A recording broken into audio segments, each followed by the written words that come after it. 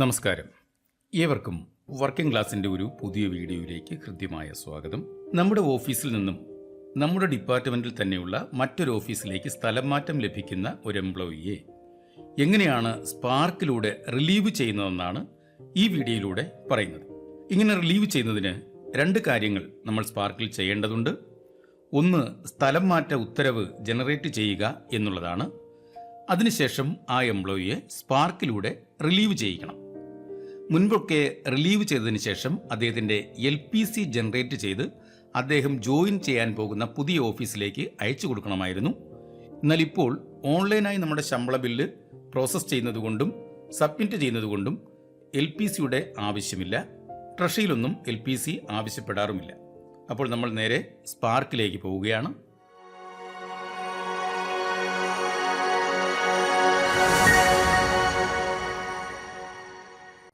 ഇത് സ്പാർക്കിലെ ഒരു ക്ലർക്ക് ലോഗിനാണ്. ഞാൻ അതിലേക്ക് സൈൻ ഇൻ ചെയ്യുകയാണ്. ഇവിടെ നമ്മൾ ആദ്യം ചെയ്യേണ്ടത് ട്രാൻസ്ഫർ ഓർഡർ എൻറ്റർ ചെയ്യുക എന്നുള്ളതാണ്. സർവീസ് മാറ്റേഴ്സിൽ ട്രാൻസ്ഫർ, ഇവിടെ ട്രാൻസ്ഫർ ഓർഡർ ഫോർ ഗസറ്റഡ് ഉണ്ട്. എൻ്റർ ട്രാൻസ്ഫർ ഡീറ്റെയിൽസ്, അത് ഗസറ്റഡ് ഓഫീസേഴ്സിൻ്റെയാണ്. താഴോട്ട് വരുമ്പോൾ ലീവിംഗ് RTC, ജോയിനിങ് RTC ഇതെല്ലാം കഴിഞ്ഞതിന് ശേഷം enter transfer order details non gazetted, ഇതാണ് നമ്മൾ ആദ്യം സെലക്ട് ചെയ്യേണ്ടത്. ഇതൊരു നോൺ ഗസറ്റഡ് ഓഫീസറുടെ ട്രാൻസ്ഫറാണ് നമ്മൾ ചെയ്യുന്നത്. എൻ്റെ transfer order details non gazetted click ചെയ്യുന്നു. ഡിപ്പാർട്ട്മെൻറ്റ്, ഓഫീസ്, പ്രൊസീഡിങ്സ് എന്നുള്ളത് ഓട്ടോമാറ്റിക്കായി വന്നിരിക്കും. ഇനിയുള്ളത് ട്രാൻസ്ഫർ ഓർഡർ നമ്പറാണ്. ആ നമ്പർ നമ്മൾ എൻ്റർ ചെയ്യുന്നു. അതിനുശേഷം ആ ഓർഡർ ഡേറ്റ് ആ ദിവസം നമ്മൾ എൻ്റർ ചെയ്തു. ഫ്രം ഓഫീസ്, ഇപ്പോൾ നമ്മുടെ ഓഫീസിൽ നിന്നായതുകൊണ്ട് നമ്മുടെ ഓഫീസ് മാത്രമായിട്ട് സെലക്ഷൻ വരികയുള്ളൂ. ഇവിടെ ഡെസിഗ്നേഷനാണ് സെലക്ട് ചെയ്യേണ്ടത്. നമ്മുടെ ഓഫീസിലുള്ള ഡെസിഗ്നേഷൻസ് എല്ലാം ഇതിൽ കാണാം. ഇതിൽ ഈ കൺസേൺഡ് ആയിട്ടുള്ള പാർട്ടിയുടെ ഡെസിഗ്നേഷൻ മാത്രം സെലക്ട് ചെയ്യുക. അടുത്തത് പെൻ നമ്പറാണ്. ഇതേ കാറ്റഗറിയിലുള്ള അല്ലെങ്കിൽ ഇതേ ഡെസിഗ്നേഷനിലുള്ള എത്ര ജീവനക്കാർ നമ്മുടെ ഓഫീസിലുണ്ടെന്ന് അവരുടെ മുഴുവൻ പെൻ നമ്പർ അവിടെ ഉണ്ടാകും. ആ പെൻ നമ്പർ നമ്മൾ സെലക്ട് ചെയ്യുക. ഇതാണ് ട്രാൻസ്ഫർ ആയ ആ ജീവനക്കാരൻ. അടുത്തത് ടൈപ്പ് ഓഫ് ട്രാൻസ്ഫർ ആണ്. അതായത് ട്രാൻസ്ഫർ എന്നുള്ളത് സാധാരണ ഉള്ള ട്രാൻസ്ഫർ, ഇൻ്റർ ഡിപ്പാർട്ട്മെൻ്റൽ ട്രാൻസ്ഫർ ഉണ്ട്, അതുപോലെ ഇൻ്റർ ഡിപ്പാർട്ട്മെൻ്റൽ ട്രാൻസ്ഫർ ഡെപ്യൂട്ടേഷൻ ഉണ്ട്. നമുക്കിവിടെ ട്രാൻസ്ഫറാണ്, നോർമൽ ട്രാൻസ്ഫറാണ്, അത് സെലക്ട് ചെയ്യുന്നു. ടു ഡിപ്പാർട്ട്മെൻറ്റ്, നമ്മുടെ വകുപ്പിൽ നിന്ന് ഡെപ്യൂട്ടേഷൻ ആയിരുന്നെങ്കിൽ ഇവിടെ ഡിപ്പാർട്ട്മെൻറ്റ് സെലക്ട് ചെയ്യേണ്ടി വരുമായിരുന്നു. എന്നാൽ ഇവിടെ നോർമൽ ട്രാൻസ്ഫർ ആയതുകൊണ്ട് ട്രാൻസ്ഫർ എന്ന് സെലക്ട് ചെയ്യുമ്പോൾ തന്നെ ഇവിടെ ആ ഡിപ്പാർട്ട്മെൻറ്റ് വന്നിരിക്കും. നമ്മുടെ തന്നെ ഡിപ്പാർട്ട്മെൻറ്റാണ്. ഇനി അടുത്തത് സെലക്ട് ഡിസ്ട്രിക്റ്റ് ആണ് ആദ്യം കിടക്കുന്നത്. അത് നമ്മൾ സെലക്ട് ചെയ്യുക. ആ ജീവനക്കാരൻ ട്രാൻസ്ഫറായി പോയ ഡിസ്ട്രിക്റ്റ് അത് സെലക്ട് ചെയ്തു. ആ ഓഫീസ് ഞാൻ സെലക്ട് ചെയ്യാൻ പോവുകയാണ്.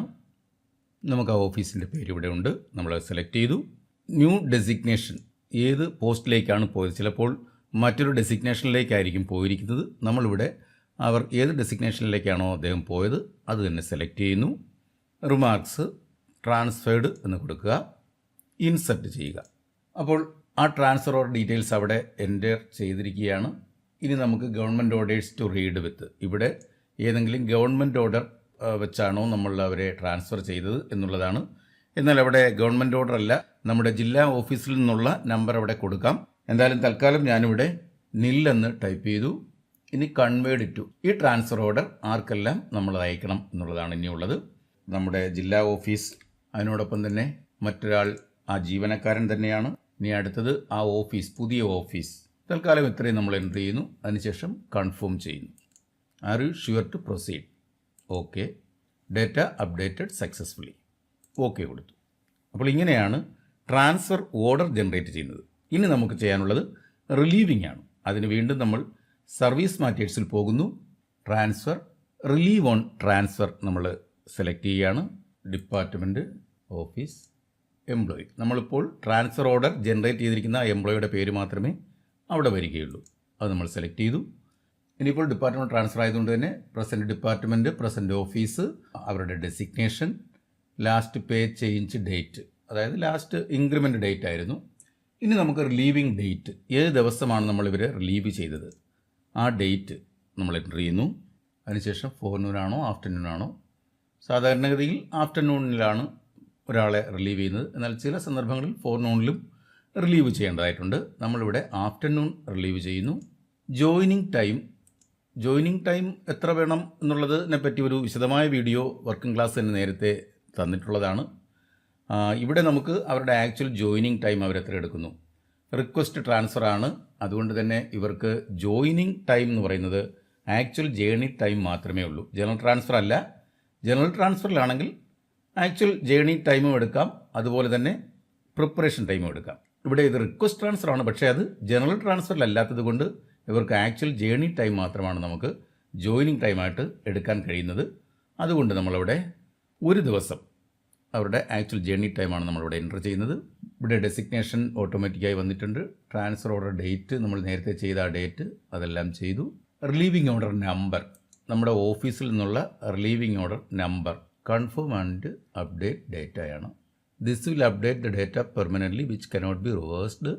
Click okay if you are sure. Okay കൊടുത്തു. Data successfully updated. ഇപ്പോൾ ഇദ്ദേഹം ഇവിടെ നിന്നും പോയി കഴിഞ്ഞു. ഇനി ആ ഓഫീസിലുള്ളവരാണ് ഇദ്ദേഹത്തെ അവിടെ ജോയിൻ ചെയ്യിക്കാനുള്ളത്. ഇപ്പോൾ ഇദ്ദേഹത്തിൻ്റെ സ്റ്റാറ്റസ് എന്തായിരിക്കും? ട്രാൻസിറ്റിലായിരിക്കും ഇദ്ദേഹം ഉള്ളത്. അപ്പോൾ ഇങ്ങനെയാണ് ഒരു ജീവനക്കാരൻ്റെ ട്രാൻസ്ഫർ ഓർഡർ ജനറേറ്റ് ചെയ്ത് റിലീവ് ചെയ്യുന്നതിനുള്ള സ്പാർക്കിലെ നടപടിക്രമങ്ങൾ.